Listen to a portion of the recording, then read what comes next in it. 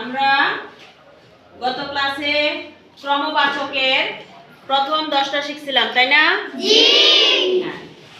ক্রমবাচকের আরেকটা নাম কি শিখেছিলাম? পুরনবাচক। ক্রমবাচকের আরেকটা নাম হচ্ছে আচ্ছা, ক্রমবাচকটা আমরা কোনটা থেকে লিখব?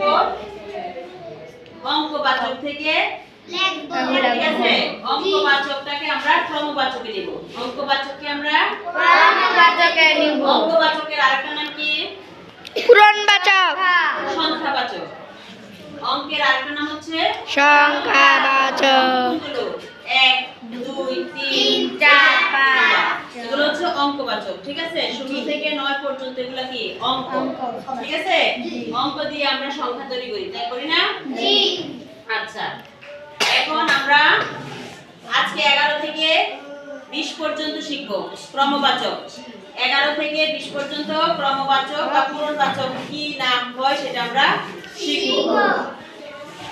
11 এটা হচ্ছে অঙ্কের 11। এটা কত? অঙ্কের 11। এটাকে যখন আমরা ক্রমবাচকে নিয়ে আসবো এটার নাম কি হয়ে যাবে? একাদশ। কি নাম হয়ে যাবে? একাদশ। একাদশ। আমরা ওইদিন যখন শিখছিলাম তখন এই ক্রমবাচকের এই নামগুলো আরেকটু সংক্ষিপ্ত একটা নাম ছিল, তাই না? জি। আরো ছোট করে লেখা ছিল না? জি। আচ্ছা, এখন একাদশ কোনটাকে বলে? 11কে। 11কে বলে একাদশ। 11কে বলে একাদশ। 12কে দ্বাদশ। 13কে ত্রয়োদশ। ত্রয়োদশ। আসো, আচ্ছা 11 হচ্ছে একাদশ। একাদশকে আমরা যখন সংক্ষেপে লিখব, আমি ওইদিন বলে দিয়েছিলাম কিভাবে লিখব আমরা সংক্ষেপে। 11টা আমরা কোত্থেকে নিব?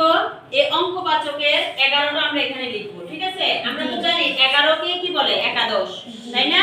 জি। 11কে একাদশ বলে। তাহলে আমরা এই সংক্ষেপে লেখার সময় একাদশকে সংক্ষেপে লেখার সময় সংখ্যা 11টাকে নিয়ে আসলাম, আনলাম। জি। এরপরে আমরা বলছি যে ক্রমবাচকে আমরা যে একাদশ বানানটা লিখছি না, জি। প্রত্যেকটার বানানের কোন বর্ণটা বসাবো? তালিবাস্য। শেষের বর্ণটা। এটা তালব্য, অন্তস্থ অ, ম, যেটা আসে সেটাই লিখতে হবে। বুঝতে পারছো? জি। এখন আমার একাদশ বানানের সর্বশেষ বর্ণটা কি? তালিবাস্য। তালব্য। কি? তালব্য। তাহলে আমরা অঙ্কের 11 লিখবো আর হচ্ছে তালব্য লিখবো, তাইলে হচ্ছে ক্রমবাচকের সংক্ষিপ্ত রূপটা হয়ে যাবে। বুঝতে পারছো? জি। এবার হচ্ছে 12। 12কে কি বলে? দ্বাদশ। কি বলে? দ্বাদশ। দ্বাদশ বানানটা দেখছো? দয় ব। বফলার ব্যবহার আছে না? জি। আচ্ছা, দয় নিচে যদি প্রথম বর্ণ, আমরা কালকে পড়ছিলাম, প্রথম বর্ণের সাথে যদি বফলা বসে, বফলার কি উচ্চারণ হয়? জি না। হয় না। তাহলে দয় ব, এটার উচ্চারণ কি হবে? উচ্চারণ কি হবে? দা। আকার দিলে দা, কিন্তু দয় ব, এটার উচ্চারণ কি হবে? দ। দ। তাহলে দয় ব আকার দা দশ। ঠিক আছে? জি। দ্বাদশ। এবার দ্বাদশকে আমরা যদি সংক্ষেপে লিখে কি লিখবো বলো তো? দ্বাদশ মানে কত? 12। দ্বাদশ অঙ্কে কত বলে? 12। তাহলে আমরা হচ্ছে 12 লিখবো। আর দ্বাদশ বানানের শেষে কি আছে? তালব্য। এখান থেকে তালব্য নিয়ে নিব। এরপর হচ্ছে 13। 13টার ক্রমবাচকের নাম কি? ত্রয়োদশ। এটা কি? তরফলা। আমরা যদি এর উপরে মাত্রা দেই তখন কি হয়ে যায়? তরফলা। কি হয়ে যায়? হ্যাঁ, ত্রয়োদশ। ত্রয় মানে ত্রয়োদশ কত? 13। ত্রয়োদশ 13। তাহলে আমরা সংক্ষেপে লেখার সময় কত লিখব আগে? 13 দিয়ে। হ্যাঁ, আর ত্রয়োদশ বানানের শেষের বর্ণটা। ঠিক আছে? জি। ওকে। এরপর হচ্ছে সংখ্যা 14। 14কে ক্রমবাচকে কি বলে? চতুর্দশ। চতুর্দশ। তাহলে এটা হচ্ছে চতুর্দশ। সংক্ষেপে যদি আমরা লিখি এটাকে কিভাবে লিখবো?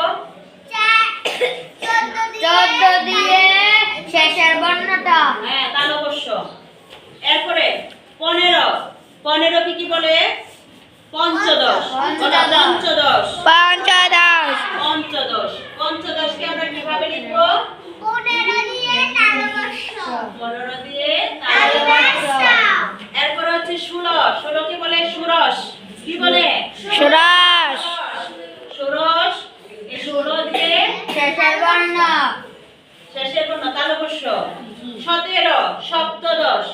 17 সপ্তদশ। কি লিখবো এখানে বলো তো সংক্ষেপে? 7 দিয়ে তালবস্য। আমাদের প্রত্যেকটা বানানের দেখো সব শেষের অংশের শেষের বর্ণটি তালবস্য।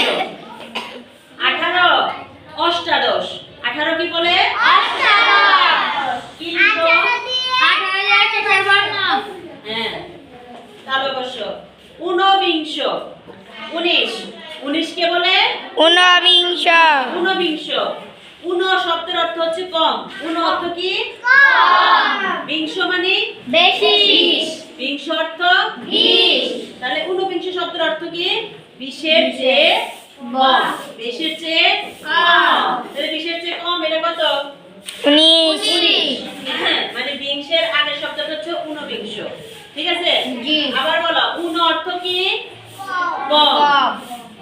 ঊনবিংশ 20-এর চেয়ে কম। আমরা এটাকে যদি সংক্ষেপে লিখি কি লিখবো? 19 দিয়ে তালবস্য। এরপর হচ্ছে বিংশ। বিংশ মানে 20। বিংশ কত? 20। তাহলে আমরা এটাকে এখানে লেখার সময় কি লিখবো? 20 দিয়ে তালবস্য। বুঝতে পারছো? জি। ওকে।